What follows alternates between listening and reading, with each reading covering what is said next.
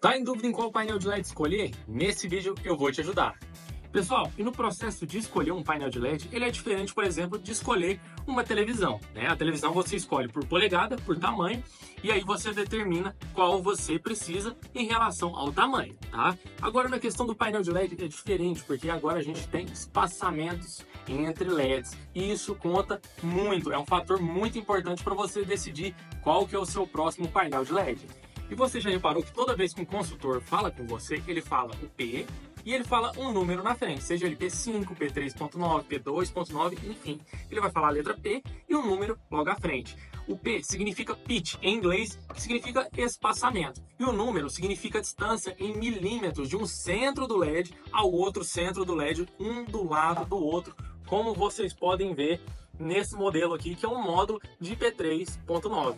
E ao reparar esse módulo, vocês vão ver que os LEDs têm um espaçamento de um ao outro. Isso vai determinar bastante a relação da imagem que você precisa e a nitidez para o seu painel de LED. Esse fator vai determinar por completo qual que é o painel de LED que você vai precisar. Ou seja, se as pessoas verão o seu painel de LED bem de perto, você precisa de um painel de LED com uma nitidez muito boa. Ou seja, um painel de LED que tem os pixels bem aproximados uns dos outros. Mas a partir do fator que você decidir qual a distância que as pessoas verão o seu painel, você consegue definir pelo próprio nome do painel. Ou seja, se ele é um P3.9, tenham em mente que as pessoas ficarão uma distância para ver ele perfeitamente de 4 metros, tá? Agora, se as pessoas verão ele mais de longe, pode trabalhar ali com P5, um P6 ou até um P8, dependendo da ocasião, tranquilamente. Então, de primeiro fator, entenda qual a distância que o pessoal verá seu painel de LED. Por exemplo, esse aqui, pessoal, é um módulo de P5, tá?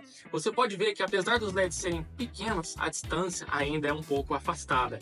Ou seja, se você precisar desse painel aqui para ver de perto, você verá os espaços pretos de um LED ao outro. Isso vai dar interferência na nitidez da imagem, tá bom? Agora, se você tem um painel que vai ficar mais de 5 metros de distância, P5 vai atender tranquilamente. Então, resumidamente, P5, 5 metros de distância para uma visualização perfeita, e aí você pode colocar ali 3,5 metros para uma visualização mínima, que seria você ver ele, entender o que está passando nele, mas ainda assim ver os espaçamentos de um LED ao outro, tá?